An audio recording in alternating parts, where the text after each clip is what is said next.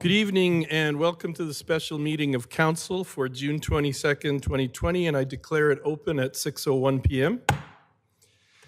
At this time, I'd like to confirm the agenda. Are there any emergent items from any of the councillors? Councillor Peterson? I have none. Any other councillors have any emergent items? Anything from administration? Jonathan? Thank you, Your Worship and Council. Administration is requesting that Council add item 5.1, advocacy strategy, advice from officials, FOIP section 24.1A as an in-camera item. Thank you. Councillor Peterson? Your Worship, I would move the Council adopt the June 22nd, 2022 special council meeting agenda as amended, the addition being 5.1, advocacy strategy, FOIP section 24, subsection 1A. Thank you for that motion. Thank you for the motion. Thank you for the motion. I'll call the question. All in favor? And that motion is carried. We have no tabled or referred reports, and that brings us to 4 items or reports from administration. 4.1, the 2023 budget workshop, which is happening tonight. And good evening. If you wouldn't mind introducing yourself to the people at home again. And Good evening, Council. My name is Brenda Huco, and I am here with the Town of Strathmore in the role of subcontractor to help support the finance team and the rest of administration. So tonight's topic is the 2023 budget. It's a council workshop. Our agenda has a number of items with the CAO comment and background. We'll talk a little bit about policies, comparators, as well as the economic indicators. Then a little bit of a conversation around growth, the financial plan process, capital planning, and then operating. And before we move on, I would like to turn this over to Kevin if he has any comments that he'd like to share. Thank you. I'll be brief, but administration's put a lot of work into, I guess, developing a process and a schedule here, and I guess really taking the budgeting game up a notch in Strathmore here. So I think a lot of good work's been done. You know, you've got people with experience from probably 4 or 5 different municipalities, and when they put their heads together and presented to me, it was very consistent with how I'm used to doing it too. So I would suggest that what you're being presented with tonight is kind of the standard or the norm for municipal budgeting. So I'm very happy where it's at, but I'll turn it over back to Brenda here and get into the meat of the matter here. Thank you. So the background information is just a variety of different pieces, just to kind of set the tone. So the reason we do a budget is in part because of the Municipal Government Act, or the MGA. It requires us to bring a document forward, and that all the money coming in equals all the money going out, or also known as a balanced budget. It does say there that we cannot plan to run deficits. We could run a deficit, but we need to then have it within the operating plan, how we're going to come out of that deficit within a year or 2. So essentially, you can't plan to run long-term deficits like you may hear with the province or the feds. The budget informs the property tax rate bylaw, so that's one of the really key reasons that we do it. And that within tax, there's a variety of different categories. So, you know, your residential, your non-residential, and so on. Another item under background is the difference between a financial plan and a budget.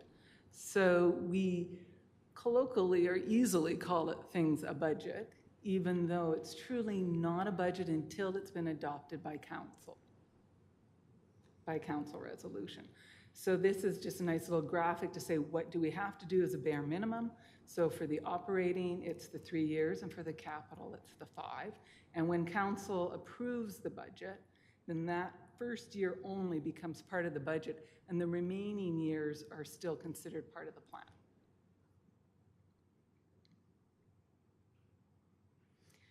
Then the process, looking at this through a timeline perspective, when we think about 1 calendar year, so right now we're lining up for the 2023 year, we start the budget somewhere in the summertime-ish of 2022. Typically, we'd plan to have the presentation and everything approved by council in December of 2022. We then do the property tax rate bylaw in April of 23. Then we move into audit starting late 23 and then into the early part of 2024. So when you look at 1 year, it actually just about spans 2 full years between budget and audit.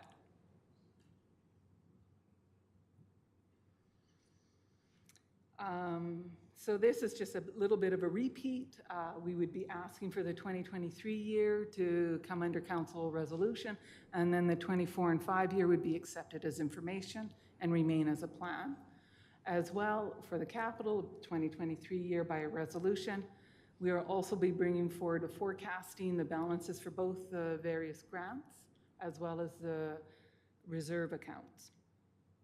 And then the latter years, the 24 to 27, will be accepted as information as well. And a few other pieces. The accounting dictionary, which I believe may have been provided to council already. It's just taking some of our accounting words and trying to put it into slightly plainer language. It is my goal to try and speak not using accounting words, but sometimes I slip up. We're also planning to post this on the website. The general formula, which I like to use just to understand context, is what does a 1% change mean? And it does to property tax rate. And it doesn't matter if it's a revenue or an expense because we balance down to zero. It's $130,000. Equates to roughly $21 for residential and $54 for non-residential. This is on a $310,000 average assessment value. So it just gives a little bit of context of how it impacts all the related parties. The budget presentation will also look at council and administration's role. And we do prepare it recognizing that we present it to council, but we also acknowledge that sometimes the general public will also be watching. So there may be times when you might see information again and again. It's because we're considering that maybe it's the first time someone from the general public might be watching. So council's role is having the pulse of the community, the strategic plan. So from a financial, we know the financial sustainability component, and then also to identify the priorities and clarify outcomes. Administration's role is to bring the recommendations forward based on our professional backgrounds and our collective wisdom. Then it's also administration's role to allocate the resources that align to the priorities, so the strategic plan being one of them, and that we competently and effectively deliver the services, and that we are also aware of being very efficient and that it's taxpayers' dollars. The policies. So this is a shorter section. There's only really 2 slides in here. So the existing policies that we have is the budget, the cash and investment management, the operating and capital reserve, and the long-term financial plan. Even though that's not really set, the long-term financial plan is not set within the policy, it is adopted by council. So to me, it looks like a policy. The purpose of the budget policy is to make sure that we are aligning and funding. And it's important that I stress the word funding, the various different activities, expenses, everything that we're looking to do so that it is in the budget. I really would like to also stress that within the budget, and this is where you're going to hear I'm an accountant, I prefer a budget never be revisited, and I'll be clear on this. Once it's been adopted by council, I like that budget to stay as to what administration's going to work forward and work on for the next year. And the reason I like that is when we bring these one-off requests, the one-off requests tend to only get looked at in a very small sliver, and it may not consider the whole impact, all of the other budget areas. So I speak at that as an accountant. I get that that's not always reality, but it's really my preference that budgets be maintained wholly. The cash and investment management, This policy, it's looking at purchasing power, liquidity, maximizing the returns that the investments would earn and conform to the MGA. And I want to be clear on purchasing power from an investment perspective. This is just ensuring that your principal, so what you're earning on top of your principal, is at least keeping pace with inflation. The operating and capital reserve, this is looking for the long-term financial stability and flexibility within the town. And then the long-term financial plan is looking at all the various components. The next slide, those 4 policies that I've mentioned are highlighted in the blue here. They will all be reviewed as part of the budget, making sure are we still happy with how these policies are presented and what their goals and targets are, or do we want to tweak them? We're also going to be looking at a personnel policy for cost of living adjustments. We're going to look at a debt policy as well as a loan policy, intergenerational equity. So this is who should be paying how much for the replacement of assets, as well as a recording financial transactions policy. And the recording financial transactions policy is about ensuring that whatever activities occur, that the transactions that are created by those activities are then recorded within the appropriate GL accounts. That would be for both a budget perspective as well as an auditing perspective, but it's just keeping everything aligned so that when we're looking at the audited financials and management's looking to make decisions, we can rely on what those numbers mean and that they represent the activities. So altogether, we're looking at 9 different policies. I want to share that as we're looking at them, not maybe all of them will come forward and not maybe all of them will need tweaking, but that will be the discussions that we'll be having on the early part of the budgeting process, so that as we move into budget, we know the rules, for lack of a better word, the policies that we'll be following. Just before I leave this section, is there any questions or comments on the background or the policy sections? Councillor Peterson? I know at the beginning you talked about not running deficits, and I know during COVID, the provincial government came out with some options for municipalities around running deficits. Just wondering, because we're public tonight, if you wanted to speak to that, about the provincial policies related to allowances around not that we're not in a position, we're not thinking about doing it, but it is a consideration, and I have had constituents speak to it. So it's historical in nature. I mean, it was nice that the province provided that flexibility. But as it turns out, the province also provided the Municipal Operating Sustainability Transfer Fund, so the MOST grant. So they were very cognizant that, not knowing what we didn't know starting in the spring of 2020, what could be happening. Yeah, so it was nice that they provided that flexibility. But it's not there now. Like, to be clear, it's not there now. Right. Yeah. Because sometimes we have people saying, you know, to cover off pressures. Right. They remember that and see it. So it's not there now. It's not there. My second question, is that okay, Your Worship?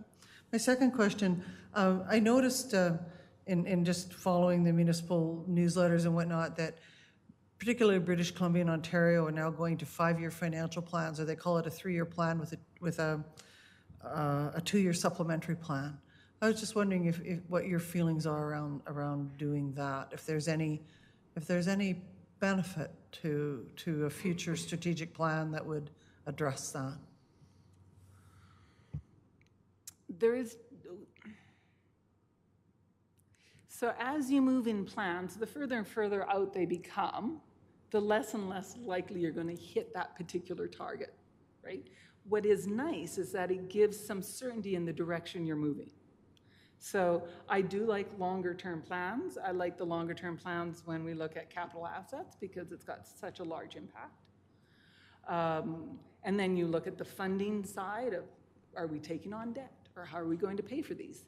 I like that. I'm not certain in operating if going to a 5-year operating plan provides as much benefit. as a 3-year, but I'd be open to a debate on it.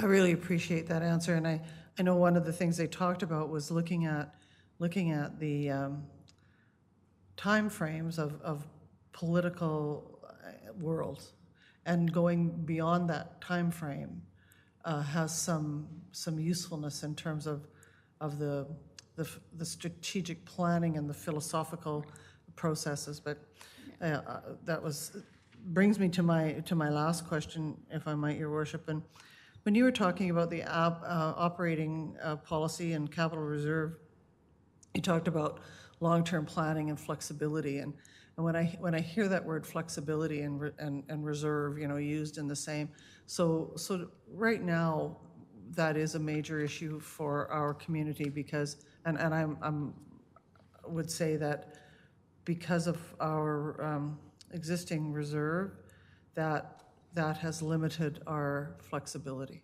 considerably. Mm-hmm. And as we move through, when we start to get into the comparator section, there will be a few slides that might highlight that. Yeah. Okay. Anything else? Okay. So the next section is the comparators. So this is pulled from the province's website. So public information. It's there for every town, city, county, the special reserve, or not reserve, but the special district ones as well, for the town of Strathmore. That the first thing I see is a whole lot of green. So green indicates to me that numbers are good. There's no red. There's no concerns within the audit. There is no ministry intervention, so those are really good things. Their definition of accumulated surplus here, I do want to share that that's not necessarily the same definition of accumulated surplus within the audited financials. The audited financials has the 3 buckets, which is the equity within the tangible capital assets, so how much value do we truly own within our big assets, and then the internally restricted, and then the unrestricted. So this is those 2 last buckets, which is the internally restricted and the unrestricted. Brenda, what does it mean 9.52 population change? Over what period of time? Is that what we grew? That is a good question. I did not look to see that time frame. If it's an annual number, because that does seem rather high. If it's annual, it might be maybe a 5-year or 10-year number, but I can look that's into what that I and get wondered, back because to you on that's that. really high.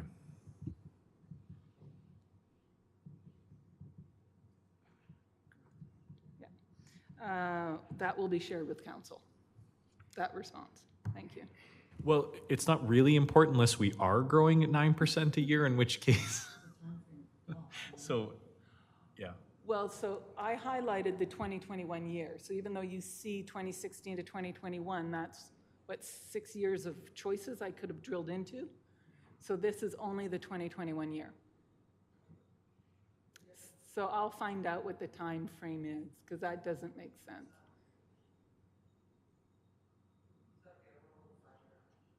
Yeah. Okay. So there's 2 sets of two sets of comparators within this presentation. One is in all towns, which is this one, and then the next one is just 4 towns, so specific to our region. So reading this graph, some of the key points to take away is that gray shade in the background is your minimum maximums within the all towns category. So it's just giving a little bit of context. That green, kind of olivey green line is the median or the middle of the group of where the middle of the group fell. And then we are the blue line or the line with the dots on it. And then the little dotted line is the range. You don't want to be on the other side of the range.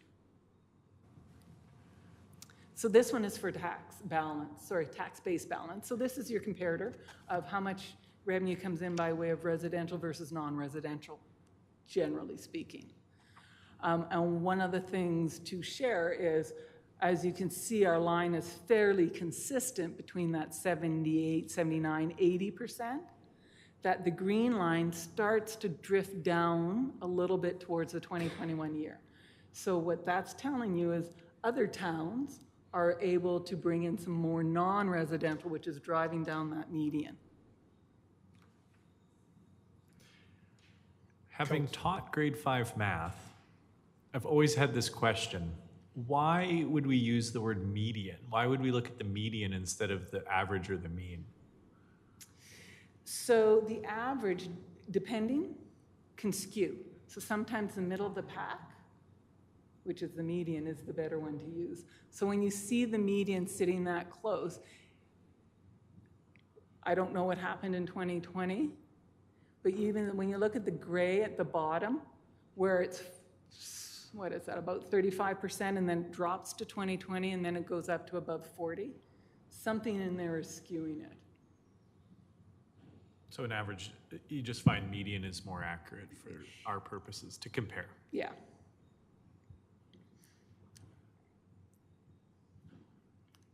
This is the other type of comparator, which is the 4 towns. So we would have Cochrane, High River, and Okotoks. It's all done in alphabetical order, so we're Strathmore at the bottom. And again, doing that comparison of non-residential and residential. So within our local region of towns, we are somewhere within the pack.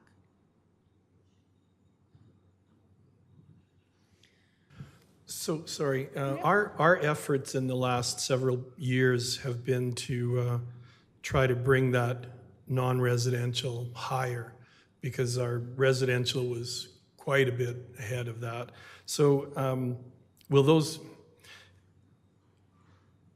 I guess what I'm saying is, what I'm asking is, that would have been already expressed in these figures, the things we've done in the past several years? So that's a great question. This is for the 2020 year. Okay. So it doesn't have 2021 in. Okay. And we do know 2023, we will see a big change. So that might take a few years to get the graphs up to speed, but this is only up until the end of 2020. Okay, thank you.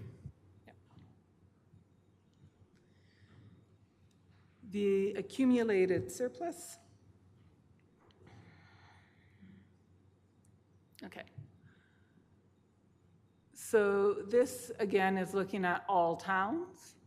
We can see that our accumulated surplus had started and then kind of drifted down a little bit, and then it's just climbing up a little bit more. Again, this is the definition of accumulated surplus, which is only those 2 buckets of the internally restricted and then the reserves. Just kind of looking forward, we also know that we're using the accumulated surplus, the unrestricted portion, to fund some of our capital for this year. So looking forward, I would expect to see that number decline.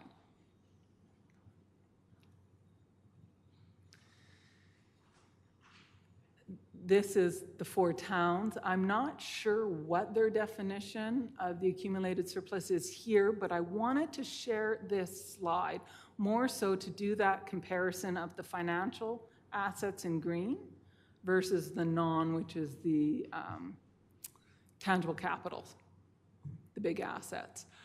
And one of the things that's a bit of a standout is how much cash the other 3 towns have relative to us. They're sitting somewhere around that 13% mark, and we're sitting somewhere around the shy of 5%. So again, it's just reiterating, we're aware that our reserves are not strong enough.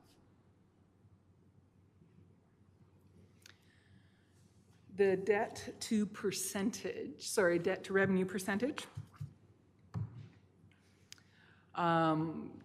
We were doing really well, 2016, 2017, 2018, and then we took on some new debt, so we were doing some bigger spending, 2019, 2021.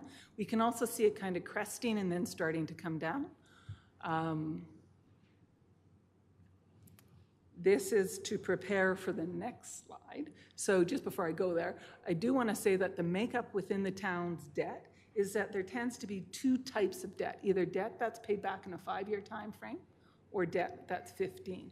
So the 5-year is going to have a higher principal component, which is also going to help kind of spike up. And then even the 15-year, typically what you may want to consider doing is matching the debt to more like the lifespan or closer to the lifespan of the asset. So 15 years might be a little light when some of the assets could be 25, 50 plus years. So your pipes in the ground are very, very long-lived assets, for example. This is looking at the municipal debt, so against the 4 towns on a per capita basis. So as it sits right now, the town is essentially double the debt on a per person basis. But what we do know is that the 2025 and 26, because of that 5-year debt, we will have paid back a lot of that shorter term borrowing. And at that point, holding everything else the same, we would be sitting at about 33% and much closer. So 33% is about 10.5 million. So much closer to what everyone else is at. So it is a definite short-term pain as we get rid of the 5 years. I think my question is for CAO Scoble as much as anyone, but when we move forward with our budgeting workshops and meeting as council, it seems easy to talk about raising taxes, but will we also have an opportunity to talk about cutting spending?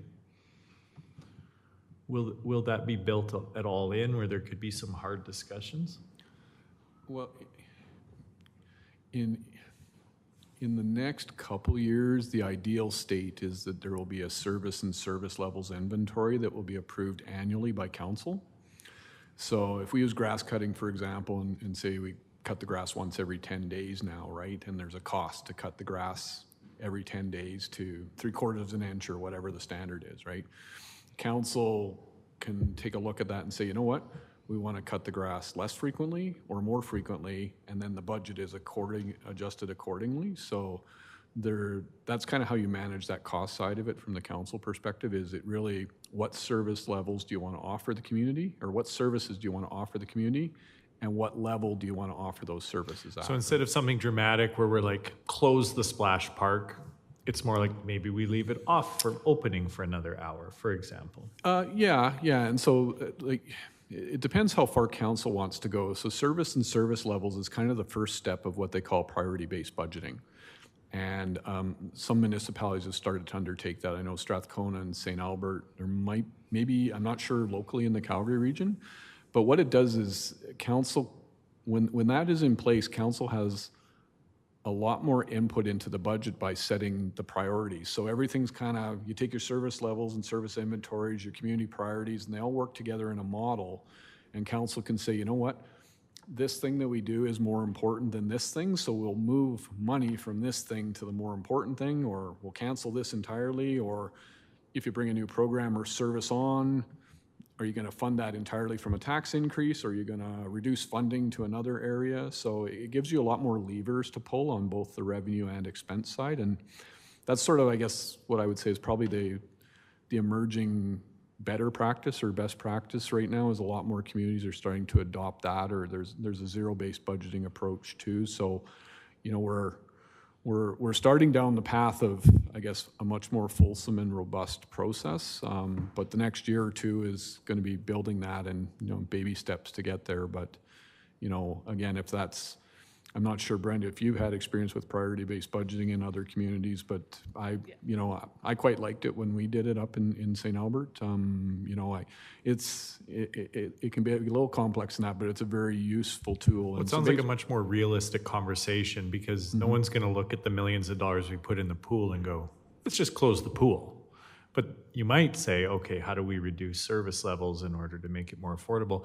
Well, part of that conversation then, and again, I'm just curious about your timelines, also include cost recovery on things like the pool and maybe comparable to other towns? Yeah, I think we have some of that data, but again, we're working to refine our data. But yeah, there's sort of, there is some, I guess, benchmarks or within the goalposts of cost recovery on certain activities. Your rec facilities. We don't have public transit, but this. And that's the fundamental questions. Like you tend not to see those things operate at 100% cost recovery, but Oh yeah, the pool quite would never, often, but councils will set a goal saying, we want to achieve, say, 70% cost recovery, right? And then For so you certain so you things. adjust your fees accordingly to get the 70%, and then the balance comes from the tax side of it, right? So now I'm totally willing to work within administration's timeline here, but months ago I had asked for some comparables to other municipalities on our cost recovery for our major facilities. So especially things like the pool and the hockey rink. okay, well, we can look into that, I guess. I'm not sure. Mark, do you know the status of that? Through the chair, my understanding is that we were looking at some fee cost comparisons, not cost recovery. So we are, as a part of our... Sorry if I'm using the wrong word, I didn't know the difference. Sorry, so yeah, as a part of our annual, last couple of years, but as a part of our annual budget, we will be submitting to council a list of fees and charges associated with all the rec facilities. Our ice rental is X, our pool rental is Y, and there's some cost comparisons between other municipalities. It's very difficult to compare apples to apples because every pool is different. Airdrie has 2 water slides and we only have 1 type of thing. But that will be presented to council probably in the next month. So then it will become part of our conversation when we're looking at, as we move forward with this budget and this 4-year plan. Definitely. Yeah, and I guess for clarity, like if you want 100% cost recovery. I don't. No, but if you did, just as an example, then that's what you call a true user pays system. The users are paying 100% of it through the fees that are charged to get that, right? So if you said a 70% cost recovery, the users are paying 70% of it, and the 30% remaining is paid out of the broader tax pool, right? But there are certainly some facilities in town that the cost recovery could get closer to 100. I just don't know. The comparisons will obviously help that kind of conversation.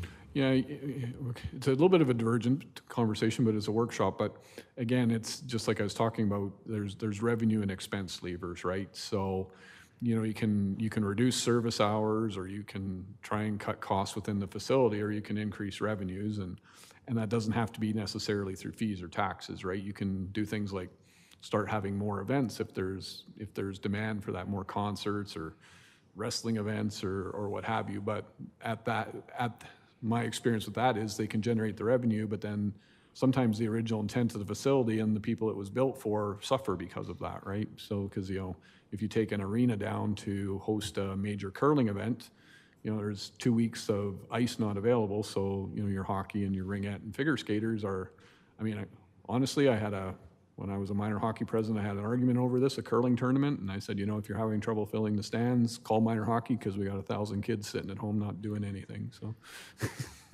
so you can get your cost recovery up through the revenue side, but sometimes the users suffer for that a little bit too. But these will be part of a conversation when council meets in a more of a workshop situation. We'll have an opportunity to really hash out. Yeah. You said services not this year. That makes sense to me. But maybe more of the fee cost recovery. Yeah.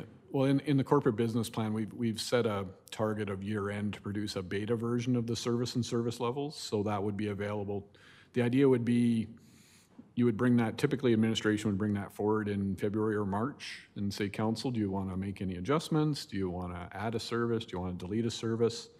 We'd go away for a month, get that approved when it comes back. And then once the service and service levels are approved, that's when we start building our budget with that information and that direction that council's given us.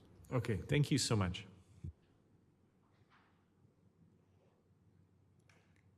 Any other comments or questions with the slide?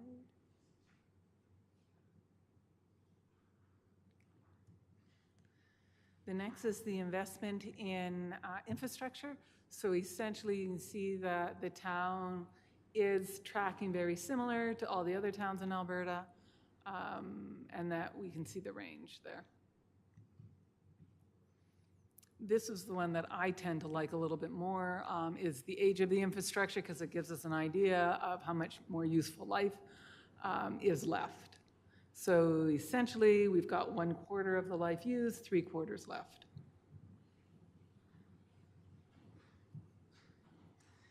Economic indicators. This is pulled from the International Monetary Fund. I happen to really like this graphic because it has a lot of information on one screen. So you can see this is projecting the 2023 GDP, so gross domestic product.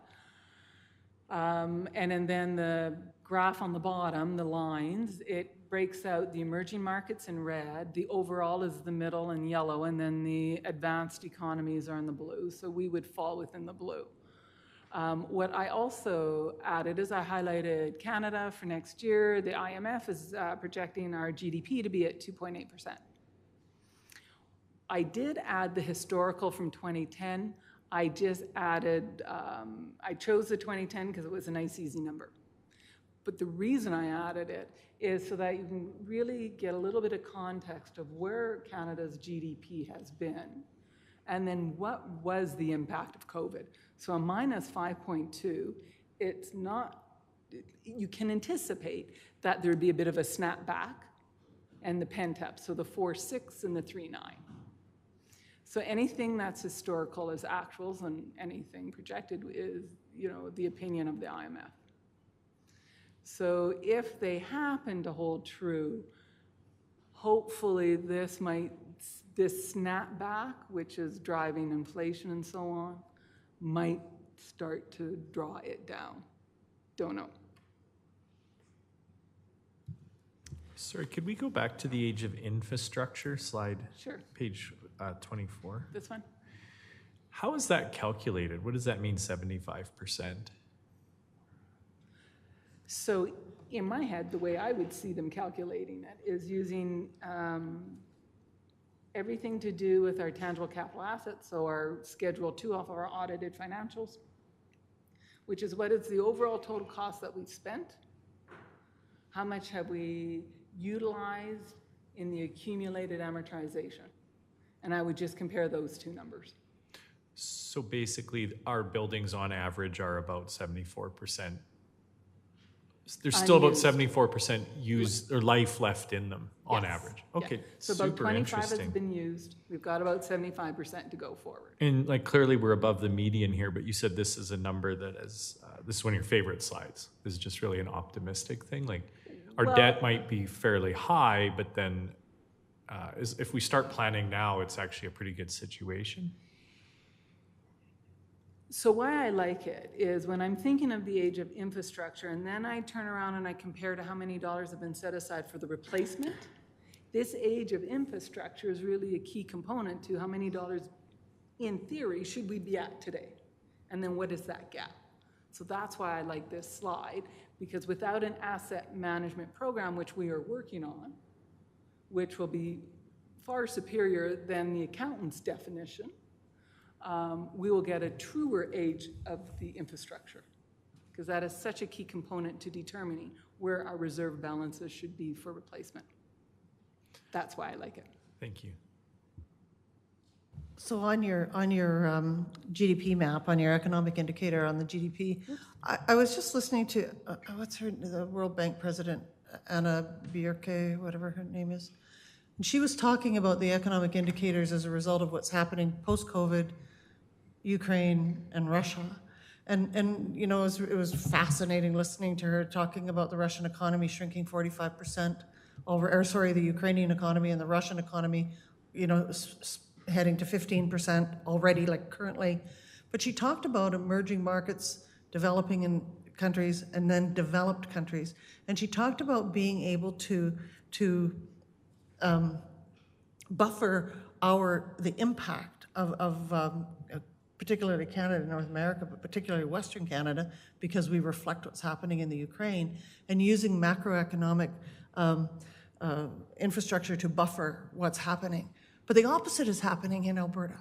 If you look at it, Keystone, is canceled, and, you know, the Eastern Line, whatever it was called, is canceled, and the South Line is canceled, and the federal government is, you know, paying billions of dollars for the one going across.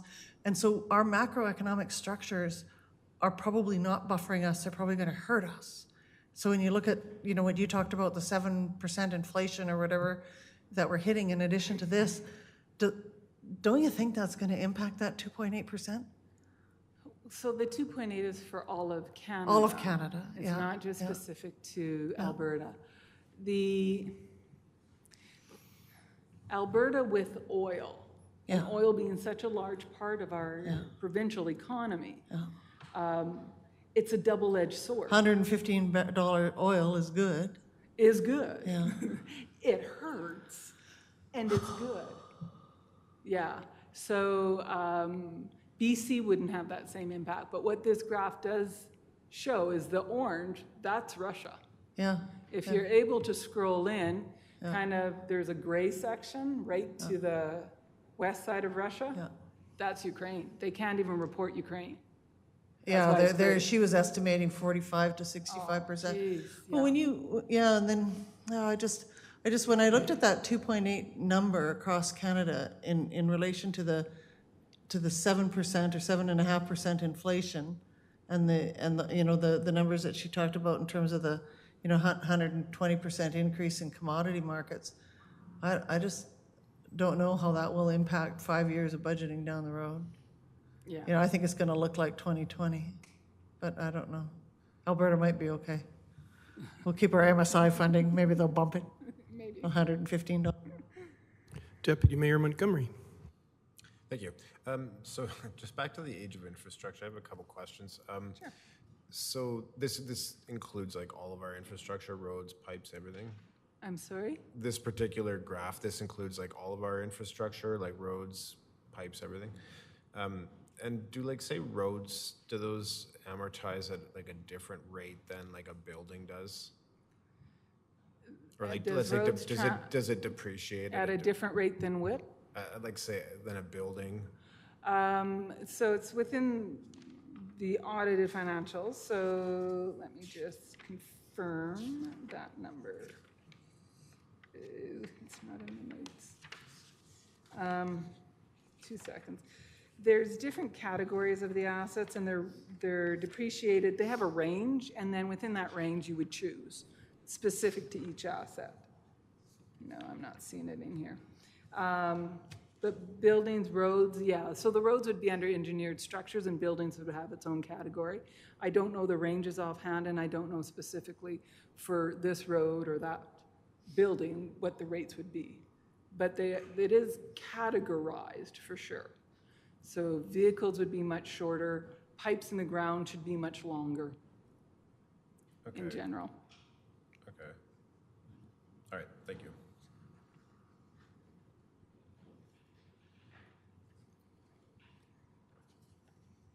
Any other questions? Okay. Sorry, you said this even includes vehicles? I'm sorry? Did you say that this includes vehicles, or This you were is just, this is all infrastructure, so. like even a photocopier? Like, Infrastructure. I'm sorry, I'm thinking assets. okay, so not vehicles. So, yeah, I'd have to confirm their definition of infrastructure if it's, Okay. if I'm it not goes sure all why the way that to matters, that assets. just struck me, Yeah. sorry. But if it were a photocopy might only have 3 years, right? We would try and, from the accountant's perspective, we would try and match the life of the asset.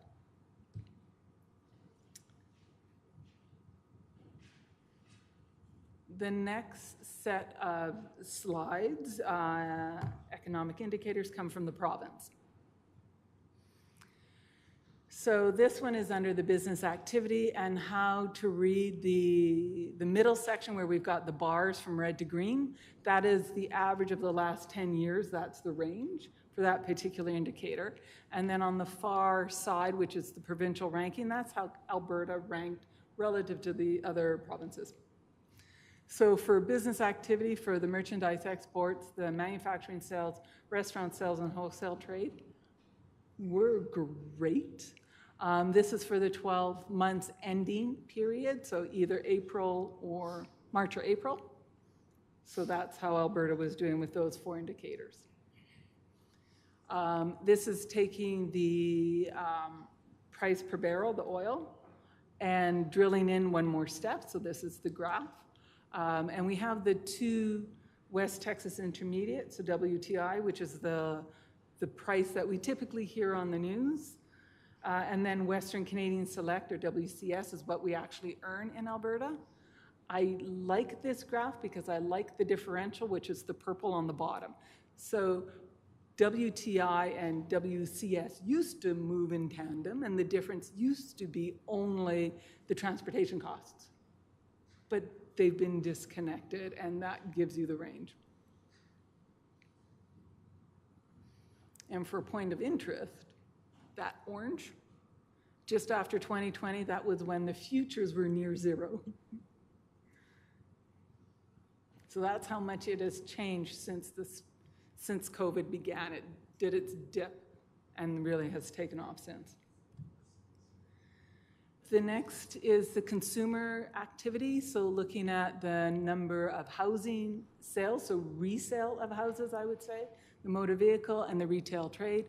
We are somewhat in the middle of the range for 2 of them in motor vehicles.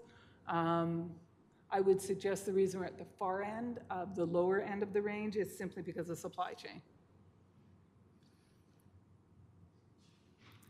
From the labor perspective, again, for the 12 months rolling, March or May, depending on the indicator, Alberta's doing quite well. And looking at us relative to the rest of Canada, we're about middle of the pack. Demographics, this one I did drill in a little bit further. And the reason I did that is because I really like to understand this net migration. And it's not just net migration between the provinces, but it's the net migration of the new people immigrating into Canada. And you can only get that when you drill in further. And so the line that highlights it is that very bottom one that says the interprovincial is 3,400 and change, whereas the net international migration is just shy of 9,500. So roughly 25% is Canadians moving in, 75% is new to Canada.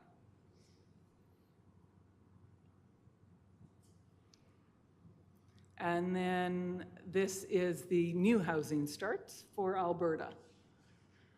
So not at the highest peak in the last 10 years, but pretty high up there. We're the 2nd highest peak at this point in time.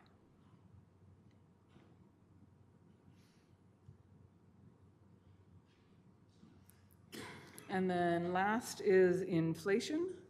So just pulled out some general information on CPI. CPI is based on the 8 different buckets that are shared up there, or the 8 different categories. Consumer Price Index. This is typically what you would hear a lot on the radio, that CPI or inflation, is they use the CPI as the gauge or the measure.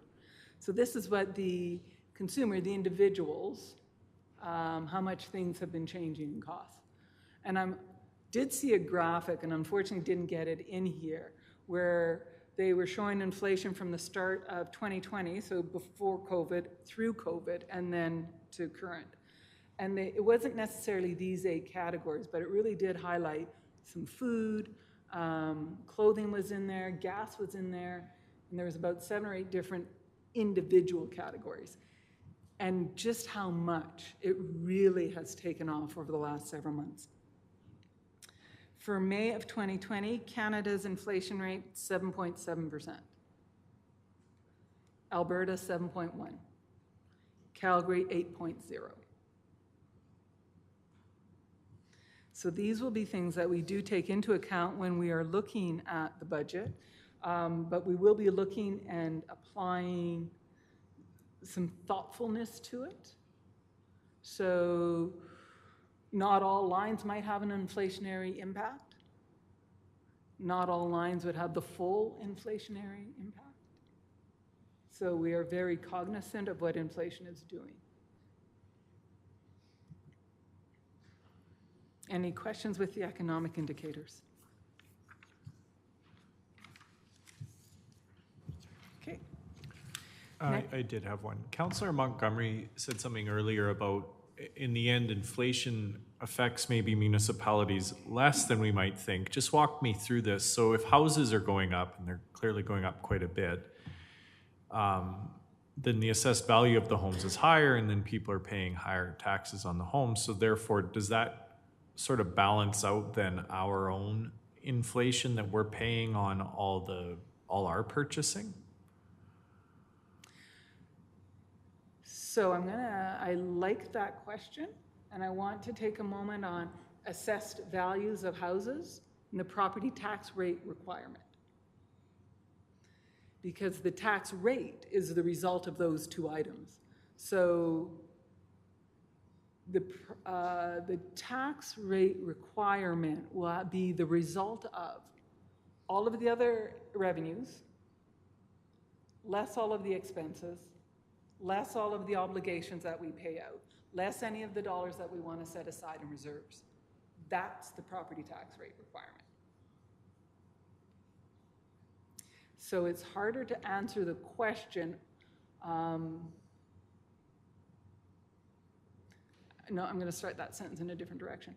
The assumption within that question was that the tax rate would go up. We don't know if the tax rate would actually go up. It's the property tax rate requirement is what we really want to focus on. Maybe I can help out a little bit here. So quite often there's something they call municipal price index, and I believe Calgary uses that.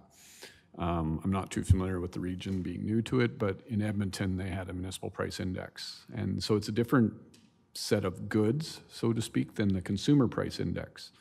And over the last 5-6 years, in some years the municipal price index is higher than the CPI, and in other years the CPI is higher than the municipal price index. So, I mean, a quick example off the top of my head is if there's a shortage of civil engineers, that doesn't affect a homeowner, but it affects the municipality in our contracts because our consulting rates may go up if there's a shortage of civil engineers. Conversely, if the price of a loaf of bread is high because of the war in Ukraine, that really affects a homeowner, but it doesn't affect the municipality because we don't buy that much bread, right? So it can vary from year to year, actually. Some years municipal cost increases can be higher, and some years they can be lower than consumer cost increases. And when they do MPI, and I always look at Edmonton's MPI because they do such a good job of it. But they always talk about the whole idea of municipal inflation, and then they talk about consumer inflation, and then they talk about how that fits together, how that piece fits together. And what they're talking about right now is that municipalities are certainly going to be hugely impacted by inflation because of that connection. And it's going to come about particularly, well, when you speak about municipalities, we're speaking about councils. We're speaking not in terms of the persons in our community, but in terms of the municipality, the impact on labor is one that comes to mind that's going to be sorely impacted. Yeah, there's a general trend right now for I guess higher wage increases than have been seen generally in recent years. Other examples, like lumber, for example. We all heard about the lumber pricing, but that affects both the municipality and the homeowner, right? If they're building a shed or something. But on the other hand, like piping, for example, is a major cost increase for us right now, and that's not typically something a homeowner is incurring costs for, right? So it's all over the map, but we do share a number of common things like fuel and lumber and things like that we buy that consumers also buy, but then there's those differences as well. Yeah. So yeah, I'm used to, and maybe we can try it for this budget year. When we've presented budgets in the past and other places I've worked, we've had both the CPI and the MPI plus the proposed tax increase trended over a number of years, and it shows you how they can fluctuate from year to year, right? Well, I think that'd be super valuable for myself, but also for the public who's going like, why are you increasing taxes again on an inflation year? Like just some kind of a graphic that would go along with our budget. Well, and one thing that Edmonton does when they do that MPI that I really like is that they always talk about the plus or minus. So that you do have some consideration of that. And when I was looking at it just recently with regards to how it was impacting employment, in a big city, it's not as grim. But it's really going to impact smaller communities. It's something we really have to think about. And just the very, when you look at that really ugly slide you showed us, I don't want you to go back to it. I don't want to see it again for now. But when you look at that in the current data, in terms of our flexibility and our ability to be competitive, those are going to be challenges that we're really going to have to work on. And we're really going to have to be thoughtful. We're really fortunate that we have some new revenue streams coming on, so there's lots of hopefulness, but it's going to be interesting times for sure. I know we're all over the place here, but back to that really ugly slide. But you kind of finished the really ugly slide with some hope. Like you said, if I understood correctly, that a lot of those are in a 5-year debt repayment schedule. So at the end of 5 years, we'll actually be more in line with other municipalities, assuming we don't go on and take on more debt. Right. So that's true. When we get rid of that 5-year payment of debts, we should see the debt, in theory, somewhere around that 10 million, which would put us right back in line. So, and that's around 2025, 2026. So we just have to stop spending. Overspending, I mean. So I think something we want to work on in the longer term is, again, I'm used, like in the 10-year capital plan, I'm used to, if we were building a town hall this year, it would show the impact on that, and then when it recovers. Yeah. And then if you were looking at, say, a Twin Arena in year 8, it would show that impact. Or if you're looking at 2 things at once, it shows the cumulative impact. Because the data is good, but the other thing you have to remember is, maybe we want to get to where Okotoks was on that graph, but if Okotoks decides to build a new Twin Arena as we're paying off our town debt, then we're going to, all of a sudden, Okotoks is going to want to be like Strathmore, right? So you kind of have to keep in mind that different communities are building different infrastructure at different times too, right? So they're good for general comparison, but they can change in any given year, which is why I like that 10-year plan. That it's good for a comparison, but it's, at the end of the day, it doesn't really matter to somebody, doesn't matter to the Strathmore taxpayer what Okotoks is doing, right? It matters what Strathmore is doing. But we need to better project our long-term financial plan if you want to build this infrastructure in year X and this infrastructure in year Y, and then you want to build 2 sets of infrastructure in year Z, showing that total cumulative tax impact of doing all that. And then, like I said, when you're retiring debt, like Brenda's talking about, you're coming up, and maybe you want to start taking about more debt on a new project, right? But if you take out too much debt at once without retiring old debt, that's when you can find yourself in a lot of trouble really quickly. So, and sometimes you're in a situation where you have a project that really needs to be done, and the borrowing rate is very low. It sometimes does make financial sense to take on some debt if the interest rate is at historic low levels, which it was in the past several years. Yeah, actually, we're looking pretty good building the town hall now. Interest rates going up so much and inflation. But just for context on interest rates, the Bank of Canada overnight lending is still lower than what it was pre-COVID. So we haven't hit that 1.75 number, I think, if I recall it right. But yeah, we're close, but not quite there yet. Oh, we're going, I get it. We're heading in that direction. I was going to ask you something. In any budgeting process, we're looking at property tax increases. And while we have you here and you have us as a captive audience and people are watching, the thing that I've been getting the most emails about is the differences in the property tax increases. I'm just wondering if you could take a couple minutes and just tell the public how the budgeted year goes, how they're possibly under-assessed for a certain period of months, and then when the new assessment comes out, the tax increase hits, and it may look like it's a high tax rate, but they've been under-assessed for a period of that year. And I don't need a lot of time on it, but whatever you could do. Absolutely. So I just want to be clear. The question you're asking is about those that pay their property taxes on a monthly basis. So why is the first half of the year possibly lower than the second half? Okay, so the TIPS program, the Tax Installment Payment Plan, is based on prior year's rates. So usually when the January period comes up, They kind of go, oh, we'll make an estimate, we'll update that monthly amount, and it might just be a step up, or it might even be just the same as last year.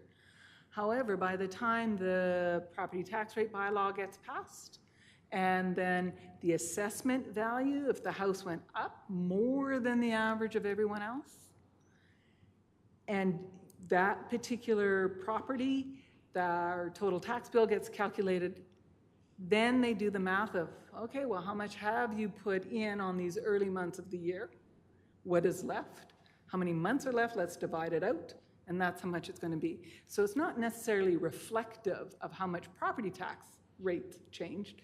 It's more reflective of how much did your property change relative to everyone else, and how good a guess did we do back in December, January? I think that helps a great deal for me. Thank you. You're welcome. Growth. So this was added in to share that when growth is a topic being discussed, it can either be growth in the long-term definition or growth next year.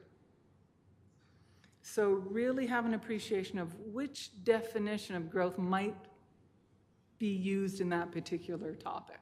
So I'm sharing the growth cycle, and so the map on the right-hand side is of the town of Strathmore, and any of the pretty colors are areas that have been built out, and anything white has not been built.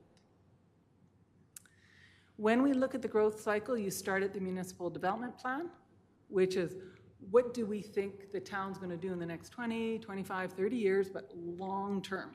So it's a very high-level document. The next document down is the area structure plan.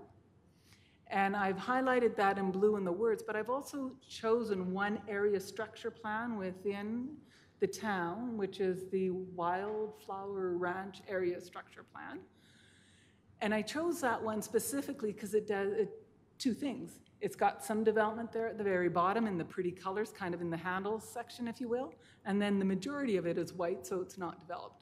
So as we go from area structure plan, which is the whole blue section, the outline plan is going to be a smaller section, and then the development agreements are going to be even smaller yet. From a revenue perspective, we do get some one-time revenues when outline plans, area structure plans come forward. It's the development agreement when we start to be able to project the property tax and utility rate, utility revenues. Because it's typically from that development agreement, it could be 2 years, 3 years, 4 years, but that's when those principal buildings come on and they're being utilized. So principal building is taxes, being utilized is your utility bills starting up. That's when we get that annual repeatable revenue.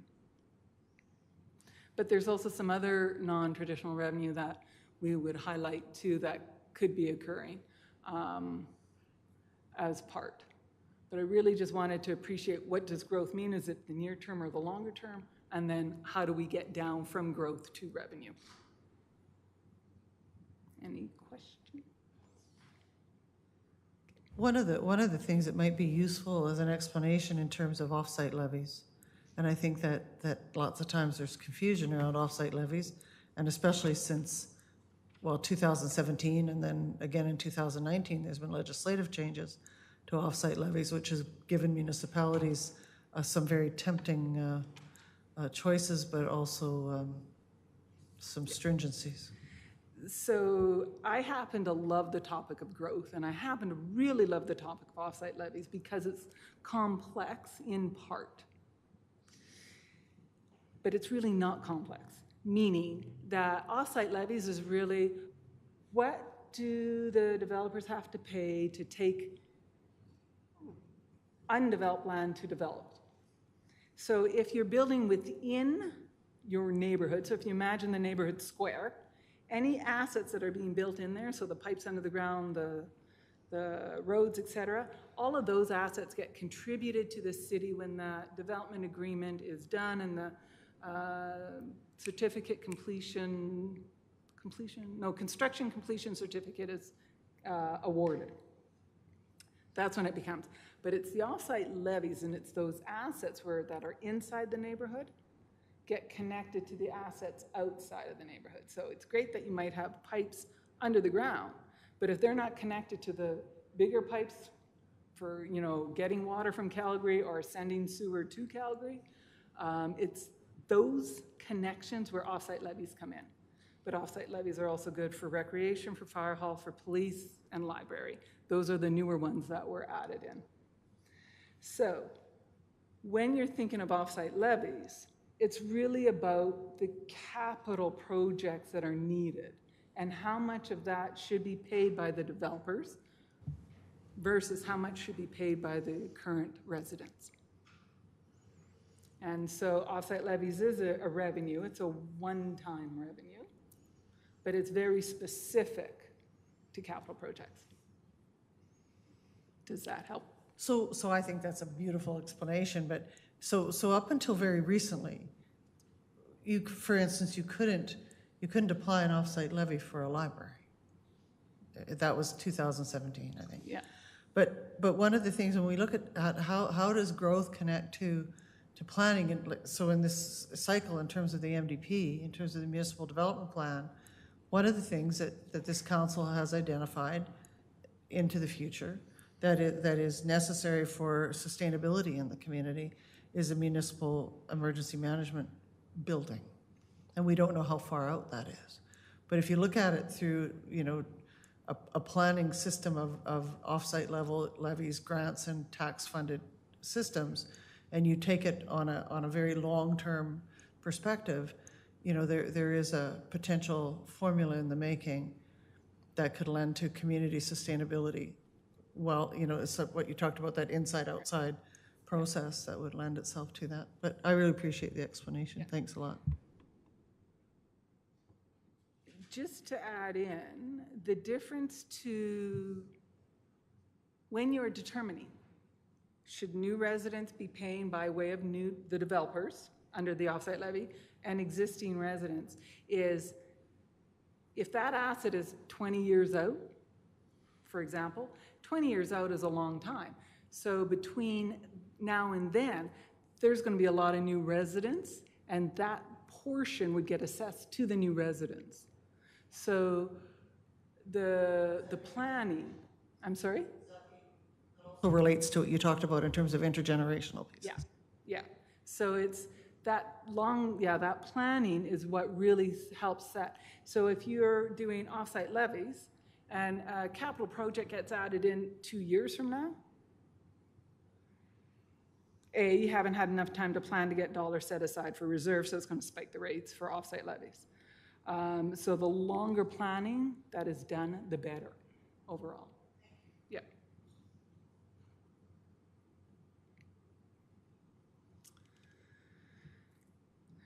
So the financial plan process. What does administration do in the background to getting a budget ready? We share with council, so we've got this workshop, but these are all the steps that go on in the background. It starts May, June, July, so this workshop, anything on this slide that is done in green, that is public presentation. Everything else is done in the background.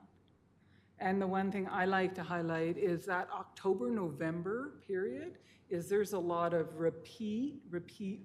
So once all the individual departments and functions and divisions have done all of their work and it finally gets stitched together so we see the full picture, then we start going back and doing that repeat to get to a position where we are comfortable to share with council. This is looking at the same type of work but in a different perspective. Yeah. So this isn't going to be discussed with council again until November?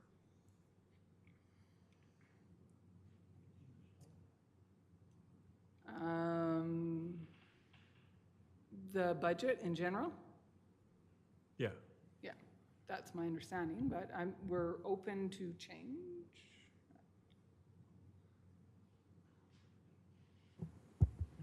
So we had brought forward our proposed timeline at the last meeting. I think what we're hoping to get is if there are some general thoughts or themes or things that the council wants us to be thinking about as we go forward in terms of preparing the budget.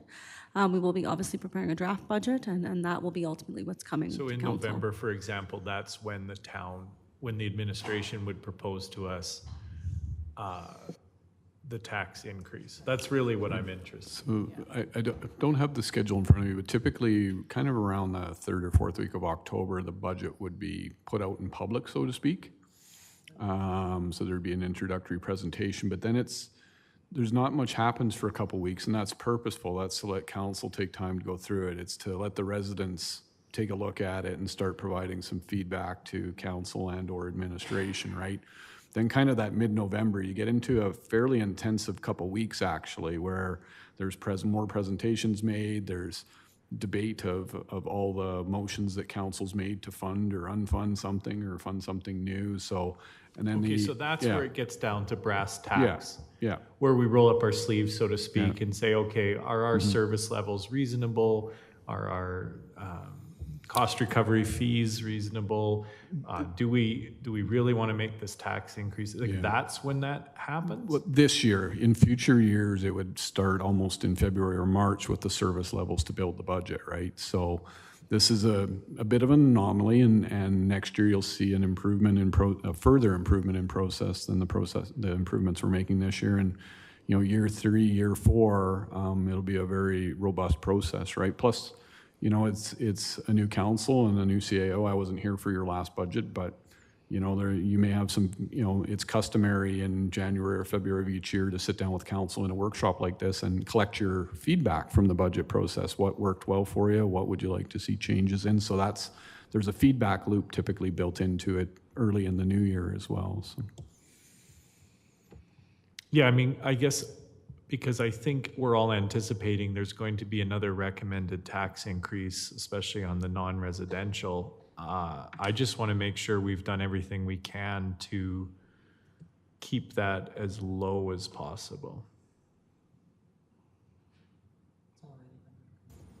Yeah, I mean, there's been a number of changes made here over the last couple of years. We continue to search for efficiencies. But really, one of the major budget impacts province-wide has been loss of revenue in recent years. So with reduced funding, right? So that's where municipalities have started to look for new sources of revenue. And Strathmore has done a very good job of that, better than most communities with the solar farm revenue. And now we were fortunate to land FIDO as well, right? Which will give us long-term benefit for new revenue too. So, there's always a lot of focus on the cost side, but you get to the point where you start squeezing water out of a rock too, which is where you really have to transition to finding new revenue to offset lost revenue. It's not just about costs going up in recent years, it's more substantively actually losses of revenue. So how do you find And that? the losses of revenue, I believe you've told me before, is like money coming in from the province? Yeah, typically the capital and operational grants have been reduced, notwithstanding the province did step in during the pandemic and stepped up, right? So, yeah, but still, like, mid-year last year, unannounced in the middle of a budget cycle, they canceled funding for household hazardous waste, right? So their municipalities are mid-year with a set budget, finding themselves have to find, I think in Strathmore's case, come up with another $30,000 or $40,000 that was all of a sudden just taken away, right? So. Yeah, so I guess then from a council perspective, what I'd really like to see coming into November is some infographics that are clear for the residents of Strathmore to understand, like where these revenue cuts have come in, where revenue gains are. There should also be a good news story, maybe where some inefficiencies have been, like some kind of an infographic to communicate to people, like, why are we increasing taxes? Because I think come November, things are going to be really difficult for people, like for everyone. I mean, more so than even now. And I want to make sure that as a council, we're communicating like that this is why. Yep, typically that's summarized and presented and emergent trends. Like, it's not uncommon to put historical tax increases include the current year in that, but definitely there's these macroeconomic impacts that we've been talking about tonight, and everybody's paying for that right now, including municipalities, right? We don't pay the same price for fuel in our sanding trucks that we paid last year, right? So, and we can explain that, but it is a reality too, right? So, and again, that's where council comes in as we mature here in our process. If you want to see a reduction in costs, then you tell administration which services you want to eliminate or which service levels you want to reduce, and that's where we get to where we need to be, and or we continue to focus very hard on the revenue side, right? So. Yeah, and it sounds to me like that is part of your, I can't remember if you said 2 or 3 year plan, that there will be a situation for this council and our mandate to look at, to really go through with a fine-tooth comb at all the different service levels, all the different revenue, all the different fee cost recovery. Yeah, so I guess I should be careful in that statement. We will provide a service and service level inventory at no cost, and that's the first phase of priority-based budgeting.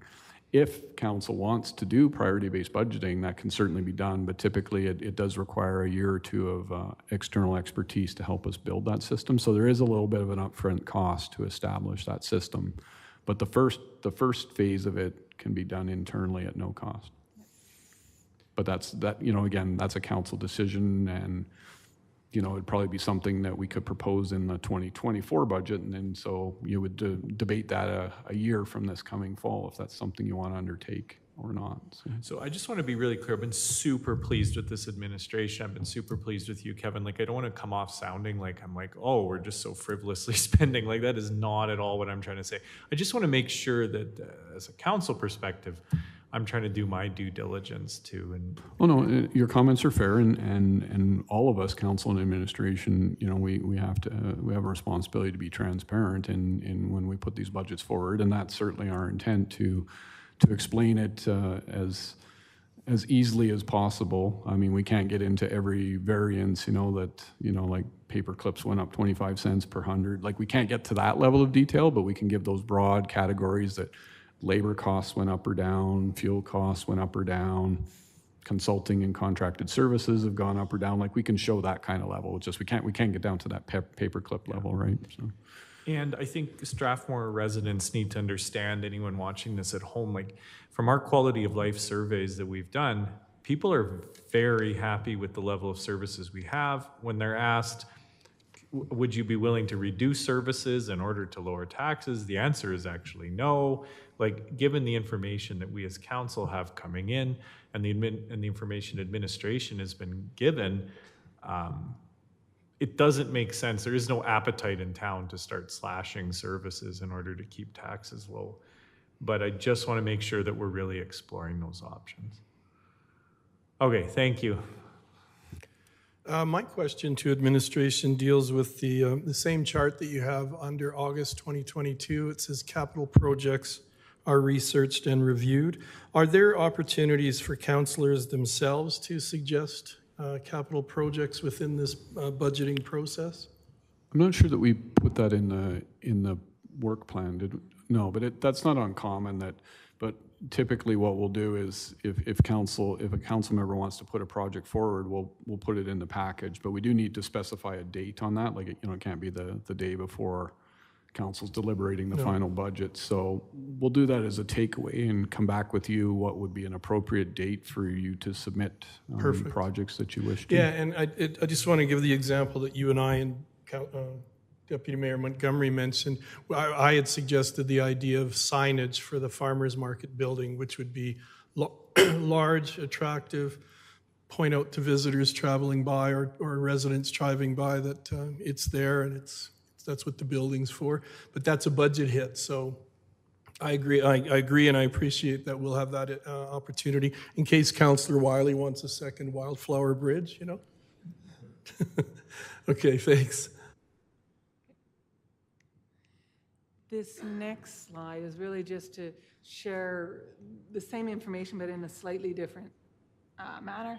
So the budget owners are any of the staff members that have access to the operating, the capital, or the salaries modules that we use for our budgeting, and that they're the ones responsible for making sure that what they're thinking of for both revenue and expenses and then tracking the activities in the following year.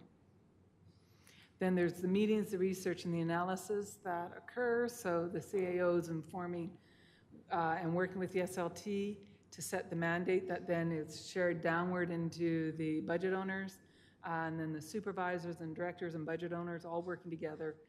Then it comes and gets stitched together for the SLT meeting, and then we do that repeat cycle again until we get to something we believe is our best recommendation to bring forward.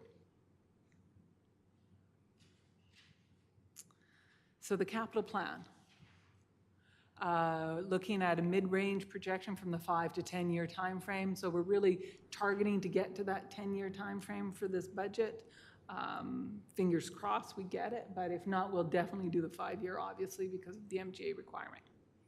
That from a funding perspective for capital plan, that we will be focusing on the funding coming from either grants, reserves, or offsite levies, not debt, and not taxpayer dollars. That is our high-level goal. And that we're also going to be using a prioritization matrix, which has 6 different categories that we'll be looking at. And there's some factors that will be considered for each of these, and then the suggested weightings. So we could definitely have a conversation if those weightings might need to be tweaked a little bit. Obviously, the service levels or service due to growth has got the heaviest weighting. And then Sorry, could I ask you a question about the offsite levy under the funding perspective? And absolutely. It follows Councillor Peterson's comments about the new protective services building that is on our horizon. Can an offsite levy be applied to the entire town for a building such as that? No, it's only to. But you could do a special assessment. Can you do something like that if you're trying to build a?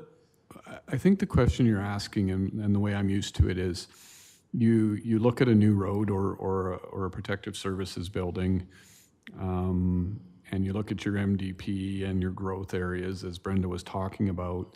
So if it's, let's use simple numbers, and I don't want to promise that, because a protective services building would not be $1 million, but it's a simple number. And, you know, if it's projected that that's going to serve, based on our growth area and over time, if it's projected that that's going to serve 60% of that's going to serve the existing community, and 40% of it will serve the new community, then we would pay for the 60% through the taxation process. The 40% would be divvied among the contributing areas, the contributing growth areas. So that's how it works. Yeah. So there is a funding opportunity for that. I haven't gone through our model a lot with Ethan and finance yet, but typically that's how it's set up. Is it's determined that, you know, 53% of that is going to, the existing town population is going to benefit from that, and 47 will be new growth areas, or whatever it comes out to, however the model's set. So. Okay, thank you. Yeah. So these are the different considerations that will be put against every capital project, and then it'll get ranked, and does not mean every capital project's going to go forward. This is our priority, and then we will look at which ones do we truly want to bring forward. So where's that cutoff line, for lack of a better word? But this is what we'll be adding into the capital plan.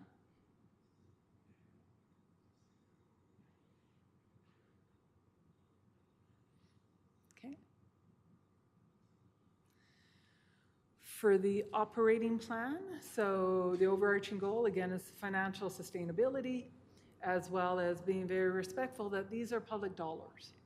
And so public dollars they're slightly different than something that you might earn in industry or in private sector. And in part, they're different because there is a heavy weighted tool that any order of government can use to ensure that the taxes are collected. So for municipalities, our tool is that in the MGA, we are allowed to take someone's principal property if they don't pay the taxes. It's not quick and it's not easy and it takes some time, but we have that tool. So that's a very strong tool. And again, that's so part of that respectfulness with the public dollars is that making sure that we only get to that property tax rate requirement after everything else has been considered.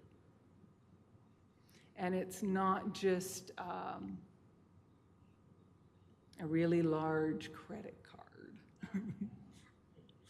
You know, it's a great imagery, but that's not what, you know, there will be a lot of scrutiny that goes in and a lot of due diligence before the budget even comes forward to the council. And then the levels of service, we've spoken a lot about that, the priority-based budgeting, so that's levels of service and asset management working together. And I've got it, like we're introducing it, we know we're working on it. I just arbitrarily put a 3 to 5 year time frame for the overall, for the whole of those two projects to be in place. So considerations when we are starting to set the budget is that we're going to be budgeting off of actuals. So we will be using historicals as a starting point. We'll also be looking at the variance, which is what is the difference between what did we budget, what actually occurred. So we'll have a bit of a trend on our historical variances. Are they positive, negative? Are they really big? We have heard the importance of the reserve funds for replacement of assets. So arbitrarily at this point, maybe somewhere around a 1.5% property taxes might get allocated there. At least that's the consideration right now, but that number can change given all the other factors that we'll be looking at. That debt reduction is important. We'll be considering all those policies that we will have reviewed. That will all be shared out, as well as the growth. So that's some of the considerations for the operating plan. I just wanted to spend another moment on the difference between a budget and actuals, and then that ends up at the variance conversation. So a budget is, you know, it's a forward-looking document. It's an opinion-based. It can be changed. It is supported by research and trends and, you know, people that know their jobs. So we're ensuring that we have the right people with the right processes and that we are spending the taxpayers' dollars as efficiently as possible. Some examples of reports or documents that you might look at that are more forward-looking, they're going to have language like plans, projections, or budgets, and that the town has a lot of examples. Under the actuals are very historical. It's what did happen. It is fact-based. It can't be changed. It's used to inform management decisions, and it will be the basis for our trends. And some reports have common titles like statements, reports, or returns. The mathematical difference is the variance, so budget less actuals, and it can either be positive or negative. This graph was just pulled off the internet, and the reason I pulled it is I liked that it showed that there's both positive and negative variances. So it's okay to have a negative variance. The important part about variances is how big is it? How often does it occur? And then what is the story behind? Why is it occurring?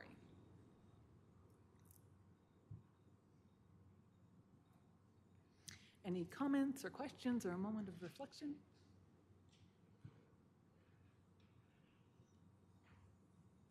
Any questions from council? Thank you very much for your presentation, and I appreciate being able to ask these various questions throughout. You made it a lot more understandable in the certain areas for sure. And I think we do have a better sense of what our situation is like as a town. And I know we've already started steps in that direction. Mr. Scoble. Sorry, just one comment. I'd like to revisit the capital prioritization matrix for a minute. So this is new this year for Strathmore. I guess when I've seen them used before, I'm used to actually bringing them to council to approve. And then everybody's on the same page, so to speak, when capital projects come forward in the fall. So I mean, you know, not asking you to make a decision tonight, I guess, but if you wanted to give us some feedback or discuss, and, you know, if you're happy with this, that's great. If you feel it should be tweaked, you know, relative to the priorities in your strategic plan or what you feel the pulse of the community is.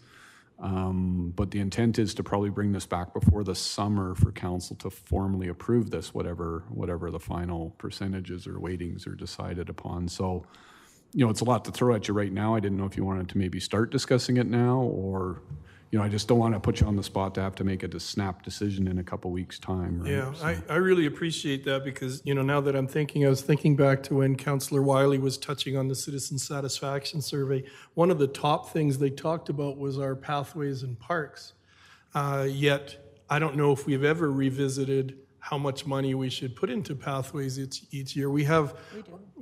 but I don't recall us ever saying, hey, well, let's increase the pathway budget. No. We But only what I'm thinking of is, for example, if the canal is considered an amenity to the town, and we're one of the few towns that has a canal that winds its way through, I've always wondered, why are we waiting for residential to develop along the canal until we pave a pathway there?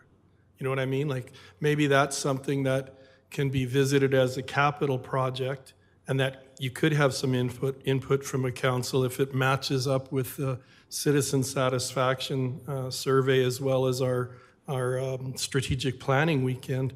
There are definitely some things that could be brought forward. You know, I understand the finances of waiting till a subdivision gets completed, but it could be years, for example, along the West Canal, just past Wildflower.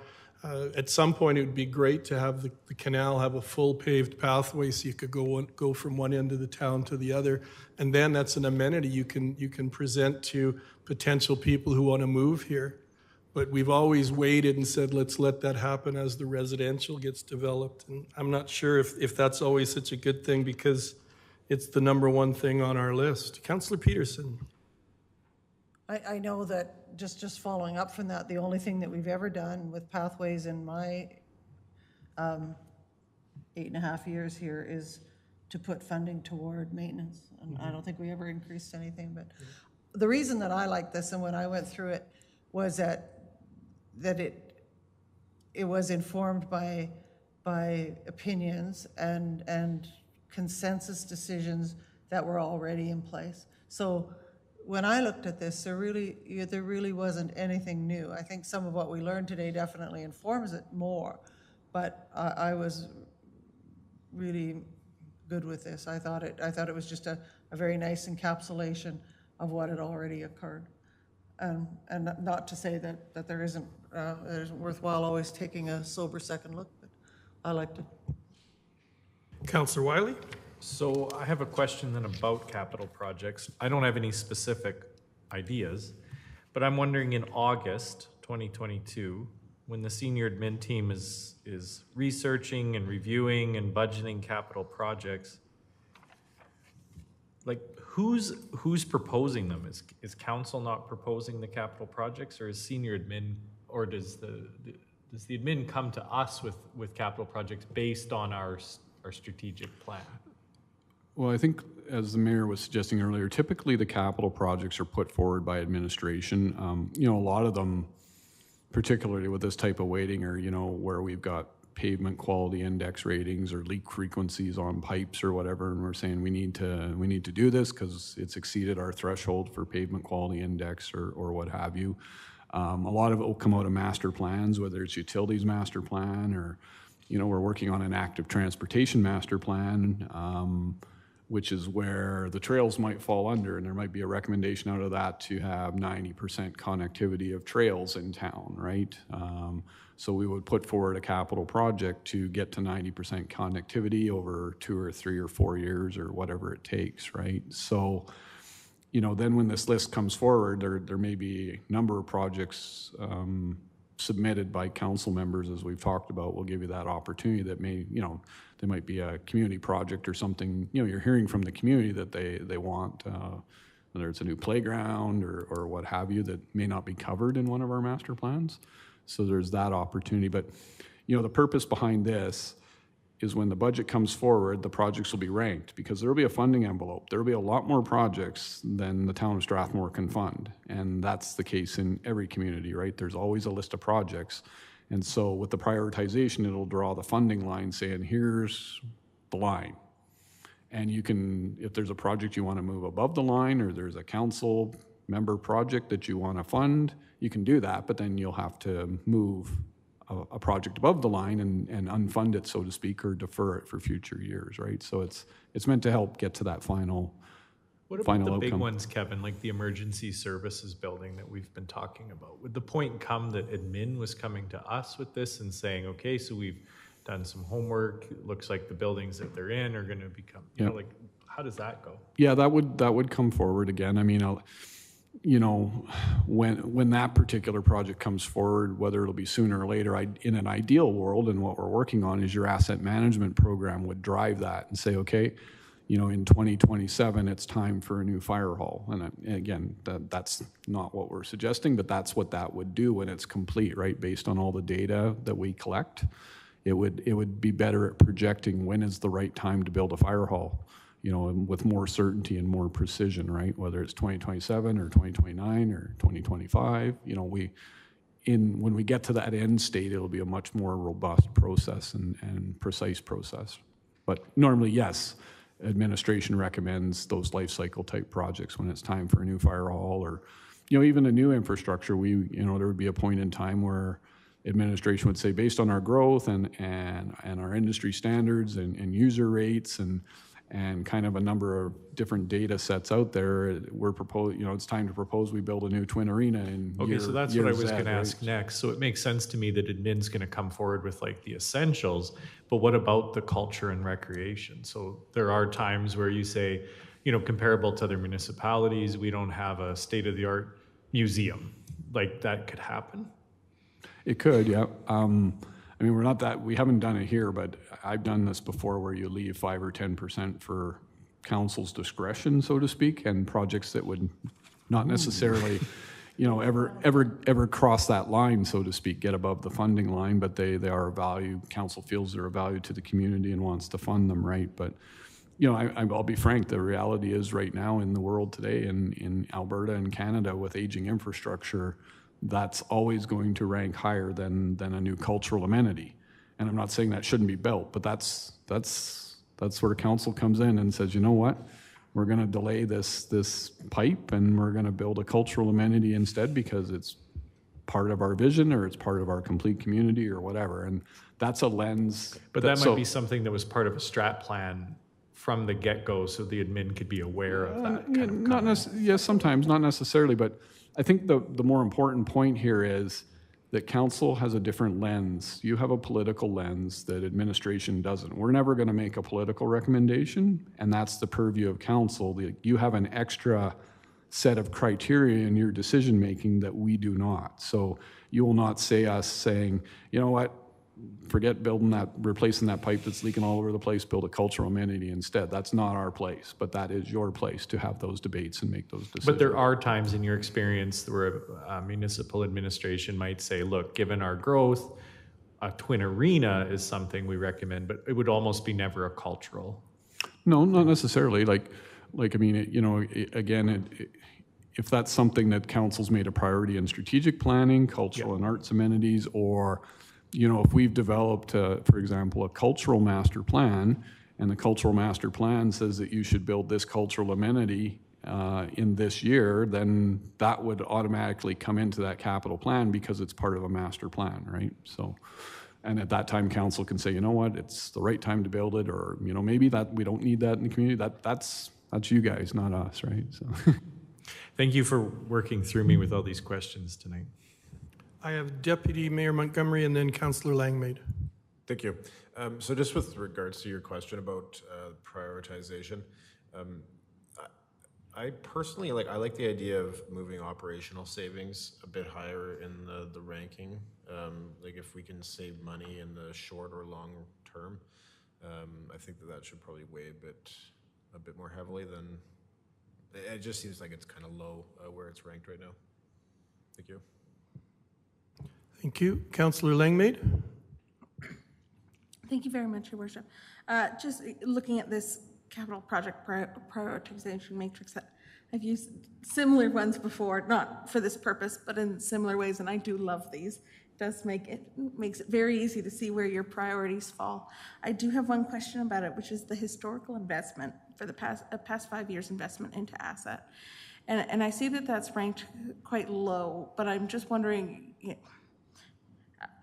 would there ever be a situation where perhaps we've been funneling money into something that could use a bigger investment, where maybe that could get lost in the matrix just because that the weighting of 3 is quite low? I think what's meant by that category, and I'm certainly, correct me if I'm wrong, but it's typically where you've invested some money in something and you're deciding whether to build the next stage of it. So you may have done a design study, or maybe you built phase 1 of a cultural amenity, for example. Now the question is, do you build phase 2 or not, right?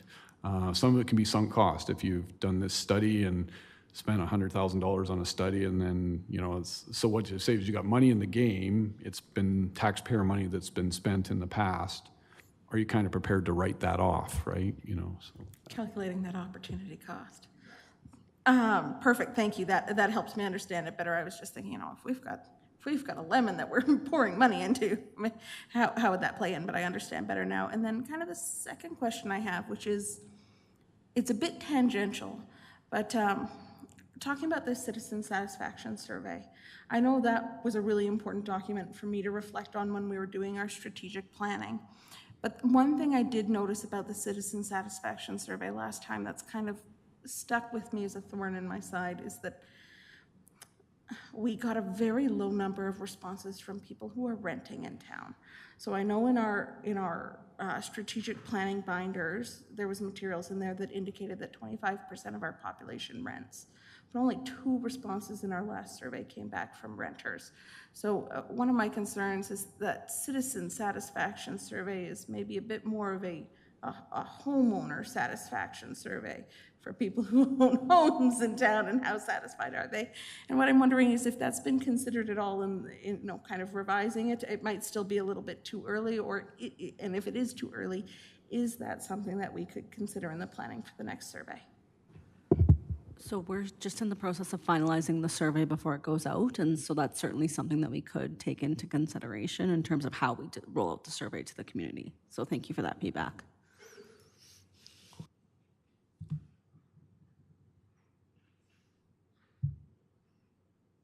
Thank you once again for your presentation.